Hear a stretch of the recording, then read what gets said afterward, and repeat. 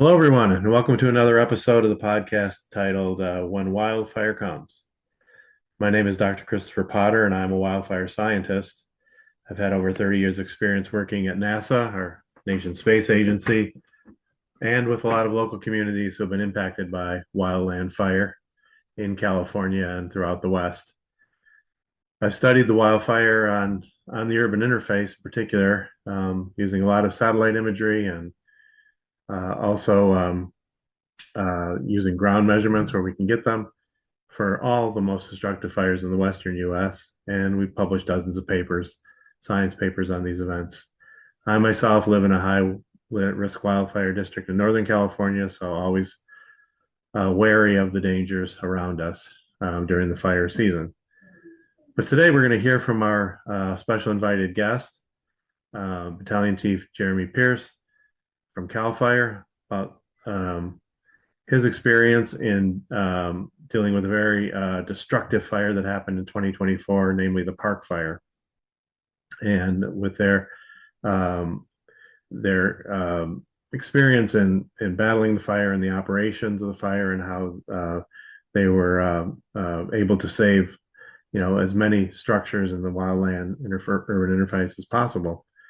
We're not talking about here in breaking news report. This whole fire occurred over a year ago, but rather another case study episode in the podcast series, during which our guests can recount their reactions and observations of the wildfire. So today, I will be introducing Chief Pierce, but let me give you just a little bit of background on the Park Fire. It started in July of 2024 with alleged act of arson near the city of Chico's Bidwell Park in Butte County, Northern California. And it ended up burning over 400,000 acres of wildland before it was contained on September 26, 2024. So it was a very, very large fire. It currently stands as the fourth largest in California history in terms of area burned. And it was a very difficult fire to to put out and to combat in the rugged foothills of Butte County. So without further ado, then I'm going to introduce our special guest, Battalion Chief for CAL FIRE, Jeremey Pierce. Jeremey, can you tell us? Can you introduce yourself a little bit and your career and background in CAL FIRE first before we get into some of the things that happened during the Park Fire? Thank you very much, Dr. Potter, for having me on. And my name is Jeremy Pierce, and I worked 32 years with the Marin County Fire Department, and then recently switched over to the Gold Ridge Fire District, which is where I currently work for the last 3 years, and spent the last 7 years on a CAL FIRE incident management team. And it's kind of my history in the fire service, and for the last 35 plus years. And the Park Fire, the incident management team I currently sit on, was activated for, and I served as the operations section chief for the Park Fire.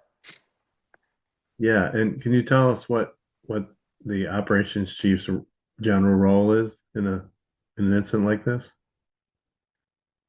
So as these incidents are growing larger in the state of California and involving more communities, the CAL FIRE and federal incident management teams are often called to support the initial attack resources or the local unit or the local forest to help support them combat these fires in all aspects of it, um, from putting the fire out all the way to the recovery efforts, all the way to the forest recovery efforts, and the mitigation of all of the damage that was done by these fires. And as these fires we've seen growth from 2000, probably 2014, we've really seen these fires exponentially get bigger and bigger. I'm not sure why, but the incident management teams have been activated more frequently, more often, and brought in to help mitigate these situations and get the communities just back to normalcy and put them back on their feet and help them in the recovery efforts, as well as try to prevent as much loss as possible. Great, thanks for that background. Um, so why don't we go right to the day it started? Could you kind of recount for us the how you were notified and what happened during those first 24 hours when you had to get your team out there? Yeah, the when the park fire first started, I believe it was on the 24th. We were monitoring it. The whole fire service is keeping an eye on fires like this. And when a fire starts in that particular area, and there's a handful of areas throughout the state of California, it catches the attention of those of us in the wildland business. There's so many different fires that have burned in that same area, from the Ponderosa fire to the campfire to now the park fire, and the list goes on in that area. And those communities up there have been tremendously affected by the wildfires. From Paradise and Magalia being totally devastated several years prior, and the Dixie fire that burnt through those communities a couple years after that. And so they're very that whole entire area, folks in the fire service, we still keep an eye on those particular areas as potentials. So as we were watching this fire, we watched it burn overnight. We had a little bit of a red flag warning that was coming into effect. It wasn't a devastating wind event or a big lightning bust like we have in other red flags, but it was a red flag with low humidity and some, I'll call them mild to moderate winds and a little bit of instability in the atmosphere. So it was definitely a fire we had on our radar. We were watching as that fire burnt through the first night. It was not conducive to their efforts whatsoever, and so it just became more established. They were able to have some successes on that first night through some pretty tremendous firefighting. But as it moved into the next day, we knew that the conditions were going to get worse. And sometime in the evening of the 24th, the decision was made by the unit to activate the incident management team. And most of us in the operations section don't live too far from the area. And a matter of fact, a handful of our operations section was already on the fire, combating it. So as we got on the road and drove to the fire and got some intel from the folks that were already fighting the fire, we realized that this fire had some pretty big potential with the following day. And so we started our normal process, which is trying to come up with our what we call the box, contain it, south of, north of, east and west of, and try to figure out what that box is going to look like with a potential fire and a potential weather. That can get a little bit complicated based upon what your weather is going to be. But we use the box that the local unit had already established where they were trying to keep the fire, and rightfully so. On that initial attack, you start your box real small and try to keep that fire in a certain area, and work diligently to do that, using your local resources, local knowledge, the current weather, while the fire is small, while the fire is not compounding on itself, and all the different aspects that happen when a fire exponentially grows. Clearly your resources needed are going to exponentially grow as well.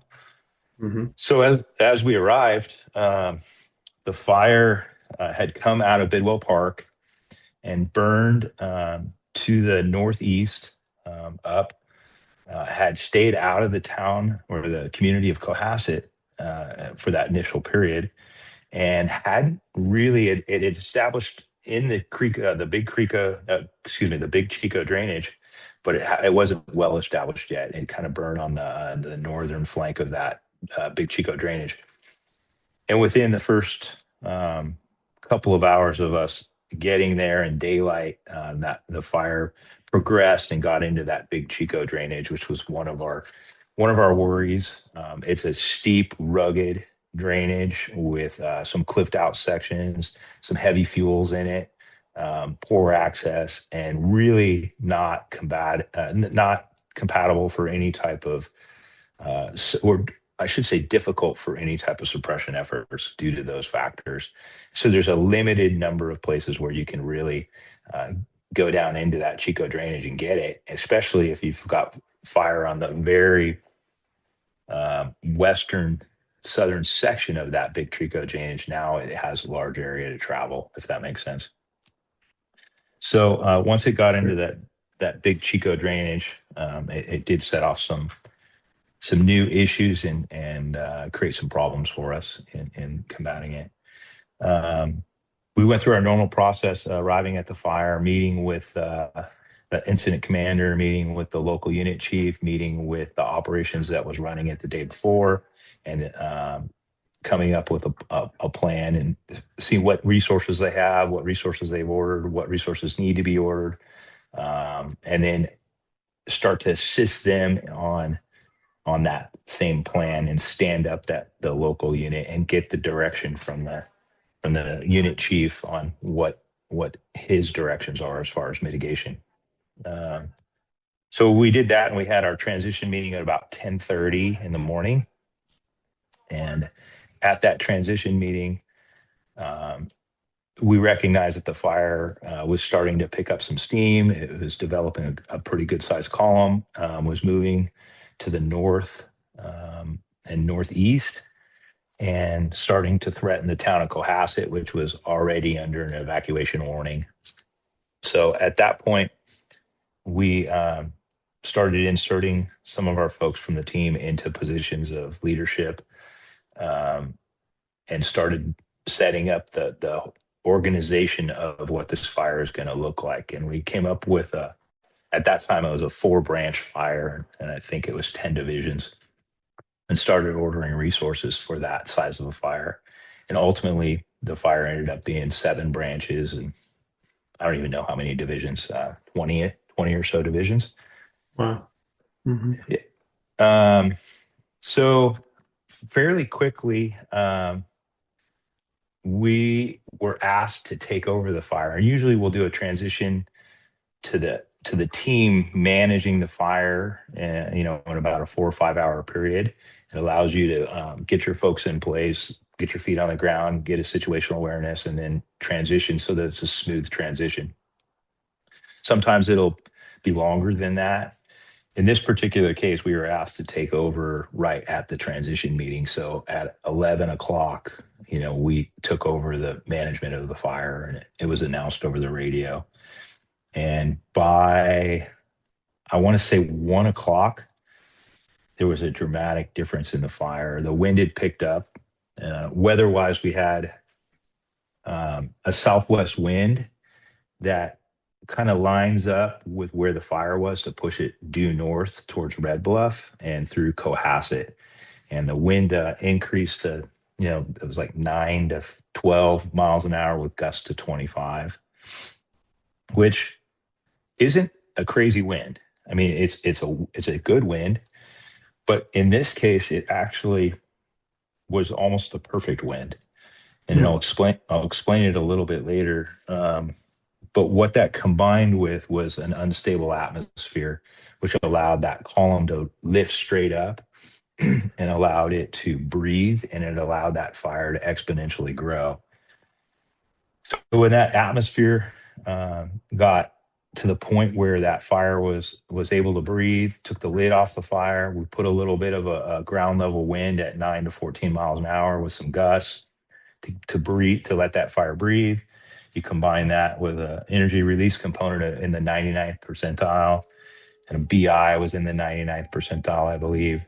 IC ignition components were in the mid 90s, so it was spotting. And then you combine that with, on the lower foothill region of this fire, was a grassland that burned into brush, that burned into heavy timber. So it was kind of a perfect atmosphere. The wind, the way it aligned, pushing it kind of parallel to Highway 99, pushed it due north, northwest on Highway 99, or just off of Highway 99, and in the grasslands, which clearly is going to, burn a lot faster than the timber and the brush. And we watched that fire from that point at about 11 or 1 start pushing north. And in a 36-hour period, that fire ran 60 miles and about 330,000 acres. And Goodness. it was the fastest moving fire I've seen in my career. It had a massive, large, big, wide base column that leaned over, became a plume dominated fire, even though it wasn't a single plume like we would normally see with, a couple thousand acres burning and lean over. This was a large plume that just exponentially widened and traveled, pushing that fire faster than we had expected, faster than was predicted, and faster than we had seen anything like it. Hmm. Yeah, was there indications that it was creating its own lightning strikes or? Line fire that we had a couple years after this that created, like 7,000 lightning strikes from the column itself. It wasn't creating anything like that. Um, Uh-huh. but what it did do, the interesting topographical features of this area is there's like five major drainages that go right up that corridor from the 99 corridor straight up into the wilderness and up into the Lassen Park. Excuse me. So as that fire burned to the north, right at the base of the foothills, it burned into all five of those drainages that are pretty significant, from the Antelope Creek drainage, the Dye Creek drainage, Mill Creek drainage, the Big Chico drainage. And then there were several smaller drainages, but all of them are steep, cliffed out, rocked out areas that are very difficult to run equipment, hand crews. They're extremely dangerous. And then they funnel the winds on a daily basis that come up and then funnel each one of those drainages. So as they got established in those drainages and the wind moved from a southwest wind that pushed it due north, almost simultaneously as it had moved up through all those drainages to the north, the wind switched to a southeast and lined up directly with those drainages and then proceeded to push them up the drainages and get them well established. So when you talk about a perfect Mother Nature setup, it's, spread the fire at the base of the foothills one direction, switch the winds, and then push them each one of the canyons. That's exactly what this fire did. Mhm. And Yeah. And the fuel was extremely dry at that point, huh? yeah, the fuels we had an actual fuel advisory that had been issued for most of that region, and we were under a fuels advisory as well as a red flag condition. So it's was literally the best setup. The only saving grace was in the high Sierras up out of Lassen. We had gotten some thunderstorms and some rain that had come through earlier in the month, and it was actually a decent amount of it. And so in that high country up in the area of Mineral along Highway 89 on the eastern flank of the Mill Creek drainage, they'd had a large snowpack as well, so that rain and snow had melted and kept things green late into the year, and then we got some thunder cells. So the fuels actually had some good moisture high up in the country, but at that point, the fire was, call it 400,000 acres, and before it slowed down and got into those those fuels that were in a better position for us to combat. So what do you think? So in the end, how did the fire? Um, what did you have to do to really contain the fire? What were the key elements of containment after a month of it doing its thing? Well, so in the initial phases, we tried to hold the fire at Cohasset Road, and it went over that fairly quickly. We moved our containment up to I believe it was the Dye Creek drainage, and the issue up there is it was about a 4-hour drive in for engines on a rocky road. The last time they'd used it, we had to change 6 or 7 tires on fire engines just to get into the area. It's a 3 or 4 hour walk in on dozers, and so we were concerned about that, and we were going to use helicopter for shuttling crews in.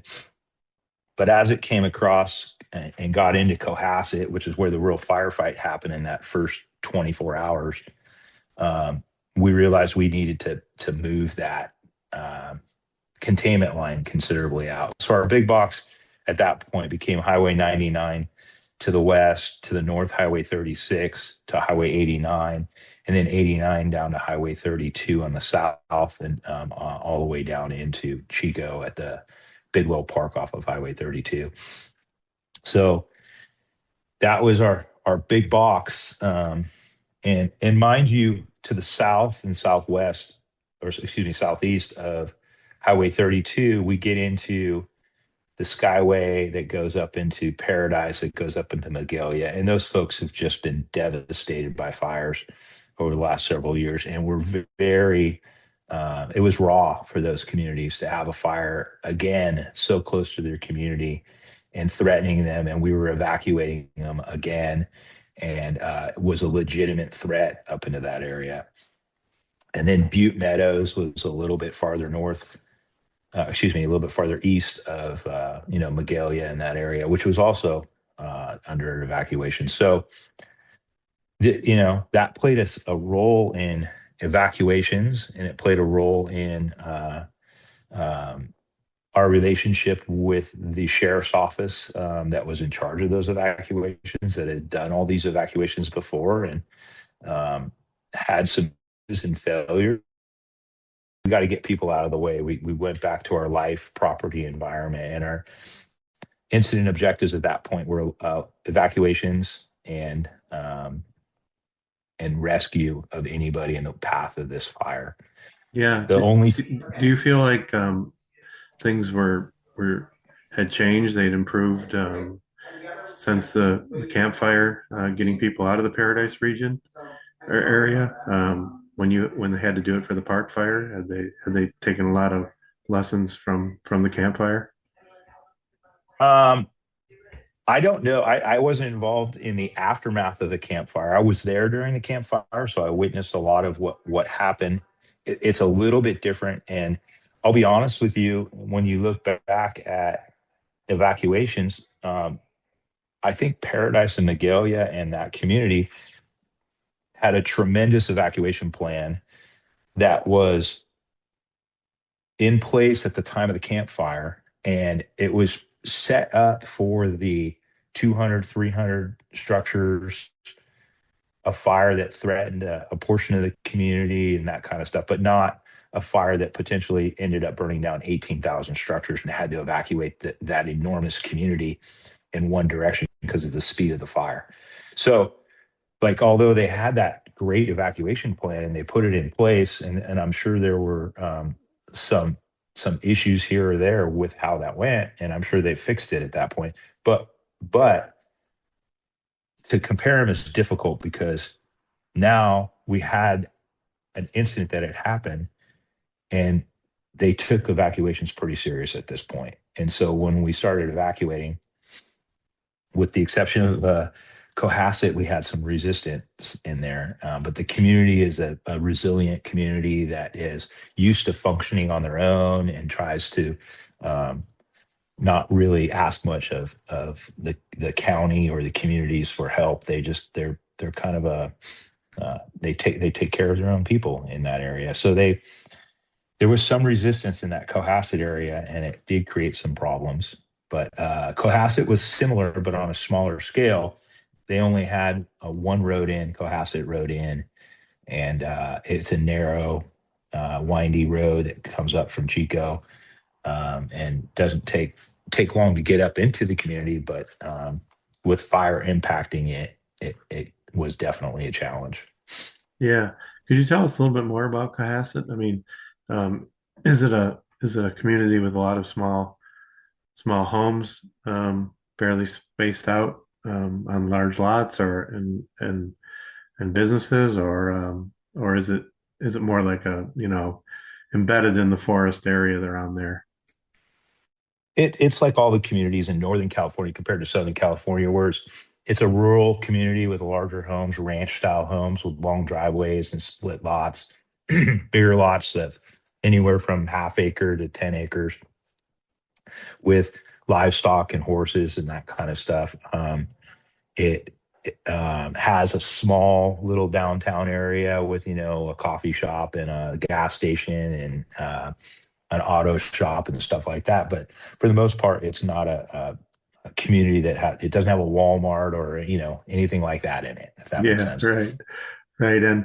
And did you have the feeling that they had done a pretty good job of doing home defense around many of the structures there, so that they would have been easy to defend? I would say that it was we'll call it a 50-50. Um, Half the community takes it very serious, and the other half was didn't do it for whatever reason, and that created some problems for sure for us. Sorry, It was one of could you just go over that again? It sort of dropped out. yeah. Half the community didn't really take it seriously. Yeah, I wouldn't say serious. I don't. There's different reasons for folks that are unable to clear around their houses, but whether it's financial or whatever, I mean, it can get expensive. That being said, a lot of them were done, and a lot of them were not, and it made it a challenge because if you get two or three homes burning in a community and they start spotting in different areas, it then threatens their neighbors, et cetera, and we all know how that goes. Um, but as the fire progressed into the early afternoon, I went up there right just before the fire was starting to impact the community, checked in with our branch director who was running that area, and came up with a game plan on how we were going to try to save as much as we could and set some clear expectations from the incident on what we wanted. And it the community got impacted in three different directions as the fire moved up that Chico drainage and then made its slope runs into the community. The three different columns kind of joined together and started twisting, and we had a potential for a fire tornado type situation in that area as those three columns started twisting in a large direction, and then they had the wind that helped facilitate that was lined up pretty perfectly to help impact that community. So when it got hit hard in all different directions.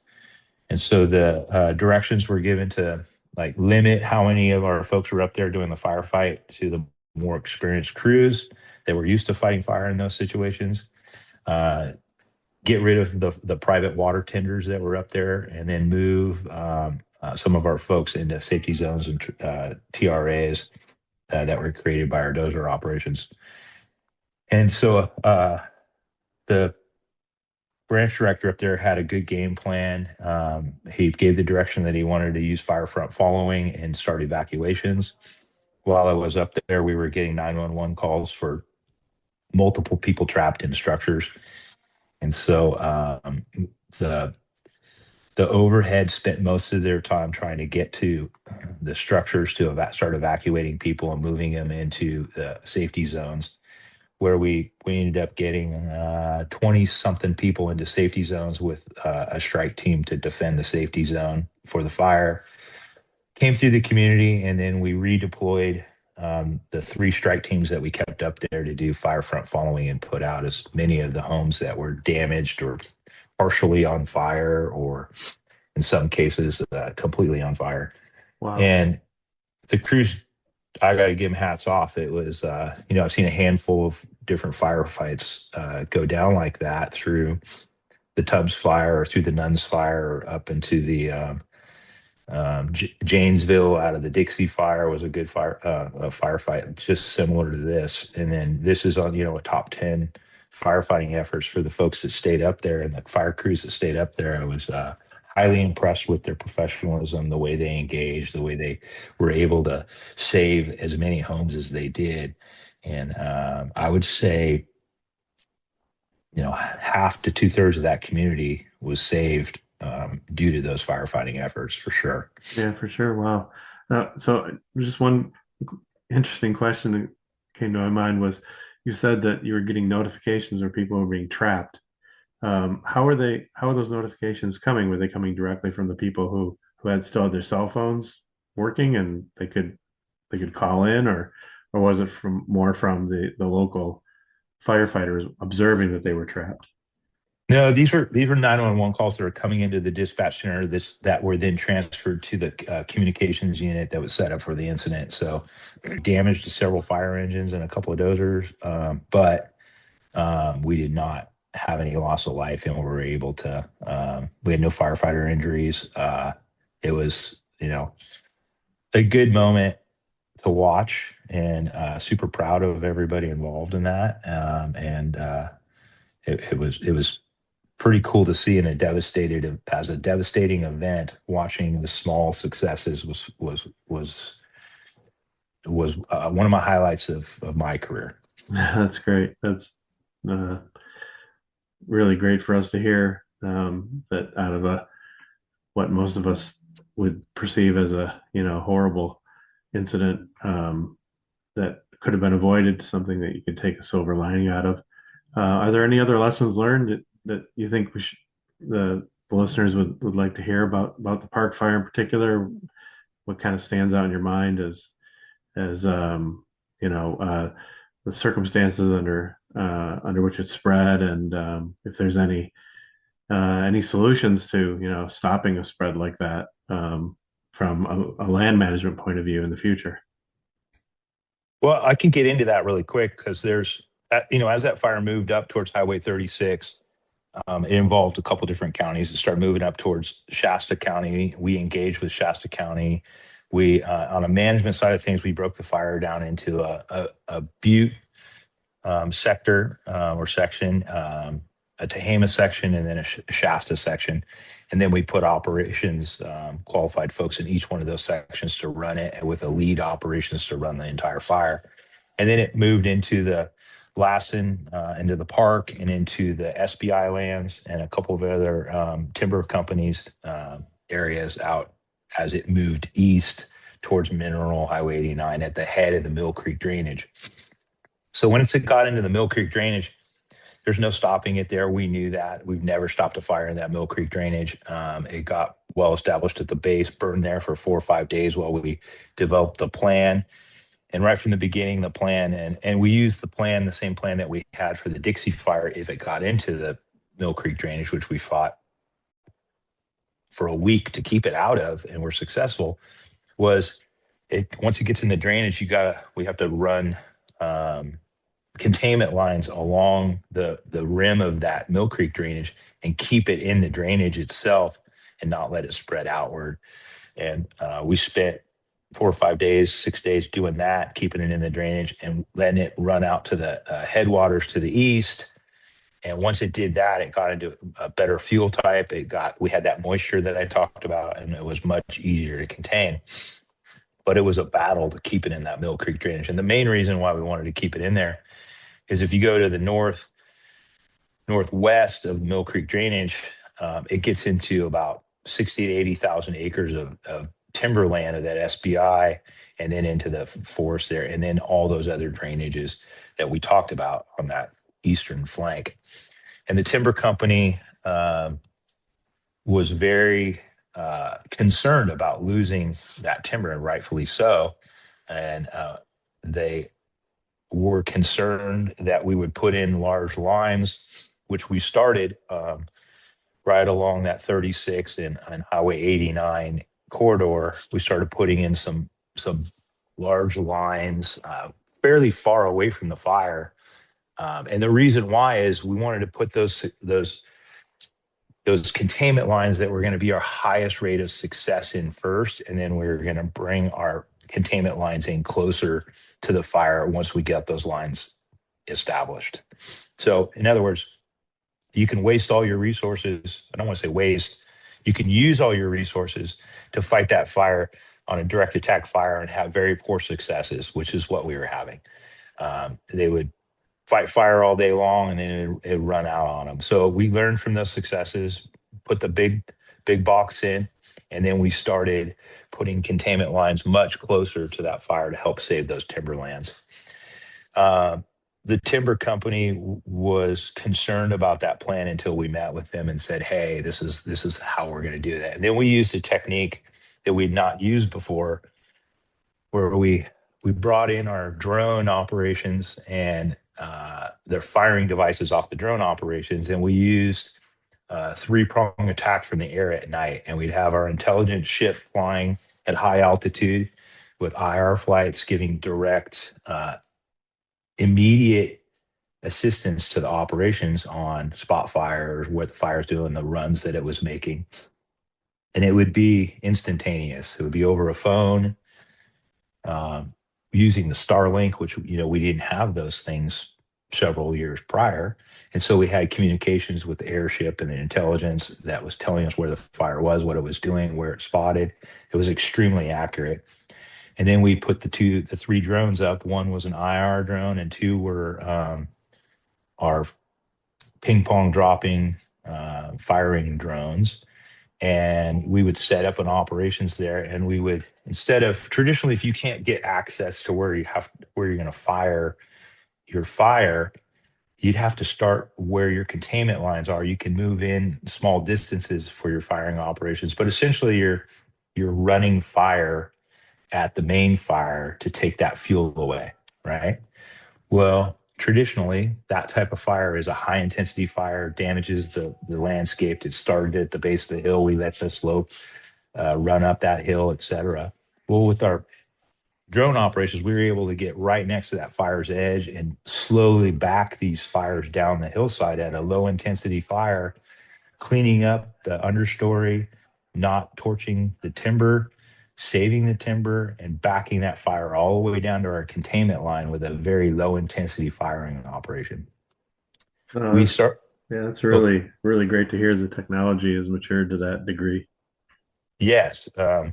And what it does, what it's going to do for the future is, instead of, if you went directly across Highway 89, you got into the Dixie Fire, old fire scars. There's two reasons. One, we stopped a fire there at one point with a line, and the line a lot of times is still in there. But two, the fuels have been taken care of, and so we think of that as like, hey, the fire is going to slow down. Well, in this case, the Dixie Fire had burned far enough away from this fire, time wise, where it had a massive snag patch on the other side of 89, and then grass had grown where timber and was in the past. So Yeah. you had a grassland with a bunch of dead and down, a bunch of snags.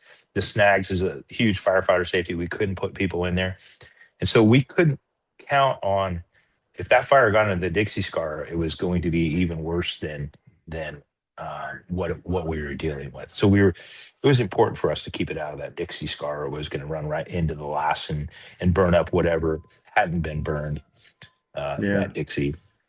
So So that's something that I'm learning more about, is that these former fire scars or areas that have burned, especially if they're within the last 10 years, really pose some of the worst conditions to have to go back into. Is that right? Because of the snags, and it just hasn't been cleaned up very well. But things are regrowing. A lot of shrubs are probably regrowing too. 100%. And oftentimes the fire will speed up in those areas because you may have a timber, big timber, old growth timber strand that the fire will burn at high intensities, but oftentimes it's not burning at a fast rate of spread. And then you put it into a burn scar or a clear cut where they had done some sort of management, and it speeds up. So, but in this case, to the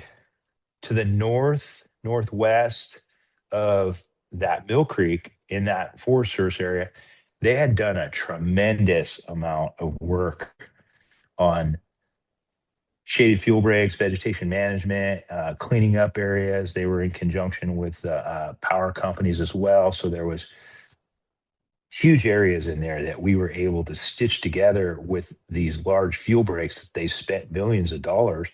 And we used all of those fuel breaks uh, after we had put in that large, that our big box, and started stitching all of those fuel breaks together, that of the private government interaction with using fuel breaks and getting that information, passing along, and using that knowledge of where they've put it in and using them to our advantage. And then this was prime example of where we were able to use those fuel breaks and really keep this fire at a small, minimal damage.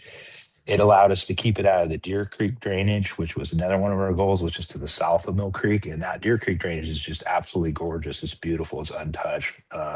We were able to keep it out of there using their fuel break on the ridge of that Mill Creek drainage. So all of those fuel breaks provided firefighter safety. They provided safety zones. They provided an area where that fire slowed down. They provided us less work to put the line in. It had access areas for our dozer crews and our handline crews, and our hot shot crews that were all in that area working together to stitch it together. And it is a classic example of what can happen if you get that good interface. Yeah, this is great. This is the first time we've heard someone talk about this aspect of collaboration to to aid the firefighters and to mitigate, slow down, and just have a better outcome. Because of the way the land enforcement managed in advance with some forethought. To the whole possibility, because it's very much sure on the mind of all the foresters there too, that they've got to try to manage for the possibility of wildfire.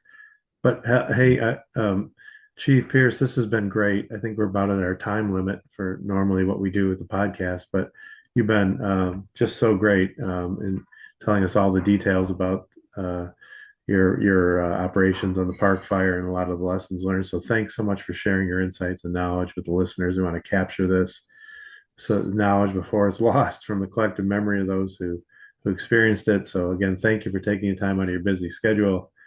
Um, I wish all of you and your firefighters safety and success in future incidents to which you're called. The fire season is going to start up again pretty soon, I guess, right?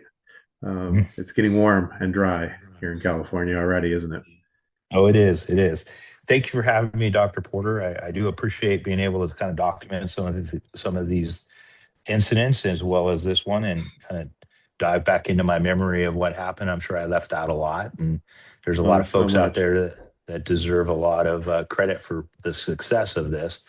And it was a pleasure to work with all those folks on this incident that helped. So Yeah, thank you that's for having me. sure thing. So, okay, to the listeners, this wraps up another episode of When Wildfire Comes. So tell your friends about us. Check back regularly for new episodes, and goodbye to everyone, and please be fire safe in your own communities. There's no substitute for getting ready at this time of the year in advance while it's still cool and relatively calm. So, bye to everybody, and thanks again to Chief Pierce. Bye now.